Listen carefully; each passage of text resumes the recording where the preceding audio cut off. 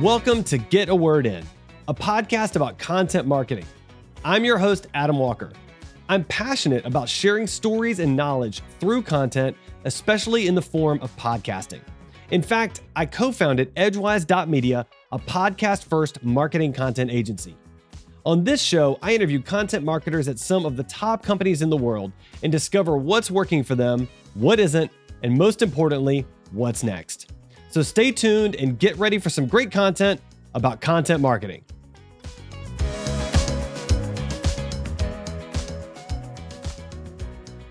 My guest on the show today is Flor Santiesteban, who is the VP of Demand Generation, which is a title that I just genuinely love, from Equifax. Flor, welcome to the show. Thank you for having me. I am so excited to be here with you. Well, this is going to be a great conversation talking about content and content marketing and maybe a little bit of marketing in general. So let's start with my favorite first question, which is what's working in content marketing in your opinion right now? Such a great and loaded question. So many ways, right? So many ways to answer it. But I guess I'll answer it in a couple of ways. One, I'll say content marketing is absolutely king. I know everybody talks content is king. Making sure that your brand voice and that what you're telling your audience is compelling. That is absolutely essential, right? An essential part of what we do as marketers. What I'd say is working is really boiling it down to storytelling and being better storytellers. I think marketing, I've been in marketing for most of my career. And in the very beginning, it was, I'd say, boring, right? Like, for lack of a better word, you're just like robotically, pitching your product, talking in a very sort of technical language, thinking that the smarter that you sounded, the more compelling you are, right? And all of those things have sort of been turned upside down, I think, in the last, I'd say, 5 to 6 years or so, where storytelling has really become an important ingredient in the marketing mix, and content really needs to reflect, I think, that approach. I love that. And I, having also been in marketing for a long period of time, I really agree, because it used to be like, well, what's your basic message? What are you trying to sell? And we'd kind of almost end it there instead of saying, okay, what's your basic message? What are you trying to sell? And what are the stories that are going to connect with your audience? And how are they going to be emotionally and intellectually engaged with that story to then want to engage with you beyond that, right? Like that's kind of how it all kind of comes back to story. So I love that. I'm curious, related to story, do you have any like resources or books that you're a big fan of, or videos or anything you kind of default to related to that? For storytelling? Yeah. Well, so I'd say, obviously content related or marketing related, books and podcasts are probably where I migrate to. But I would say for storytelling, read the newspaper. I read the New York Times. That is my daily routine.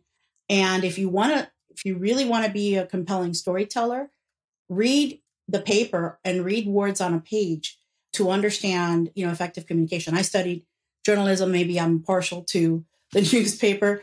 But, for me, that's where I really get inspiration for what people, the tone and what people are reading and understanding. And even though it's long form, and a lot of people say, well, I don't have 5-6 minutes to read a news article. Most nowadays, I think you prefer to listen to the daily, for example, right? The summary podcast. But for me, I still like reading daily words on a page. That's really so insightful. Like I when I asked about do you have a favorite book or podcast, about storytelling, I fully expected like a TED talk or something, right? But it's so insightful to say read that, because you're right. Like newspaper writers are some of the most amazing storytellers because they have to be by default. And as a marketer, the best storyteller, why not read the best storytellers that are telling stories every single day, all day, every day? That's all they do. That's incredibly insightful. All right. So storytelling is working, and profoundly important. What's not working in content marketing? Long form, so if I think about the things that we traditionally do here, in a B2B marketing space, like what we do here at Equifax, for example, we write white papers sometimes, or very technical documents, or product sheets, things of that nature. And that just no, I mean, there was a time when I think there was an audience for that, and maybe the time to spend reading some long form content, but that's really, that's not really a compelling strategy any longer. From a content perspective, you need bite size. I know people use the word snackable, maybe a while ago, right? A long time ago, but still, I think that resonates, right? When you're talking to people that are expecting TikToks, right? That are scrolling through social media feeds, that are looking at reels, that are reading tweets. When your audience is consuming content in this way, I think our brains have, let's say, evolved, right, to scan content and to quickly dismiss content, swiping left, right, to really discern upon reading just a few words, maybe a sentence or two, whether or not I'm engaged and want to continue reading this. And so you need to really focus on that shorter term, the short form content, and the long form content is just not working. And then I'd say the second thing that works well for us is video. So a lot more video content, shorter videos, 2 minutes in some cases, or 30 seconds when we do them for social media. That works well as well. Wow. I love that. And you're right. I mean, long form just isn't working anymore. And in some ways, I feel like that actually makes us better as marketers, because we have to take these very complex ideas and we have to refine them to the point where they are genuinely consumable and understandable at a quick glance. Because I love what you said. You said people scan and quickly dismiss content. And if the content doesn't hit, if it's not understandable at a glance, they're just going to go away almost immediately. And it really forces us to be better at what we do. So, all right. So I'm curious about platforms. Where are you seeing content perform the best right now? Well, for us, obviously, it's still, our website. But that, I would say, it's our, primary channel, primary platform for publishing. We have a blog, an insights blog on the site that we're doing once a week. And that gets great engagement. That gets our audience, that serves our audience, that thought leadership content that we're, I guess, most well known for. The website still performs. I would say probably second to that would be still for us is email marketing. We still do email subscription based. We have a newsletter that gets great readership. We have a very popular monthly webinar, and that webinar has a newsletter subscription tied to it, and that still gets really good engagement. And again, that's fairly snackable, short form content that we serve up. Yeah, I love that. And it occurs to me that these are owned channels for you versus, TikTok or Facebook or LinkedIn or something that's not, where you're just on someone else's channel. And owned channels, you have so much more control over them. And so I think that's a fantastic strategy. I'm glad that it's working well. So last question, I always like to ask questions about focus because with content, it's so easy for us to just kind of try to do everything at once.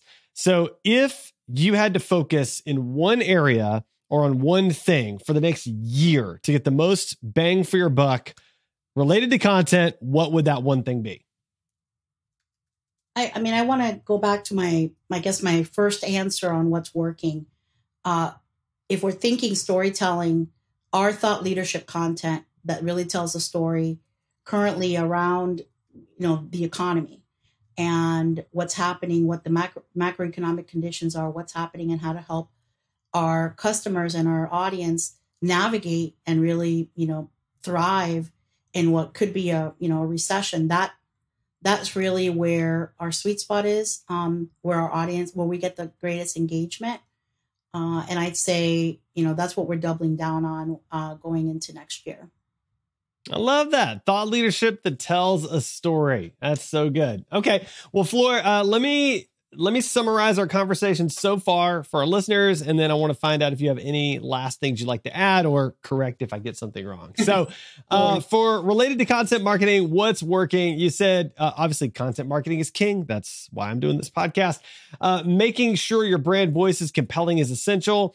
But then specifically, you said storytelling is working and we need to be better storytellers. That marketing in the past was boring. It was about the nuts and bolts and the messaging and just the stuff that was kind of me.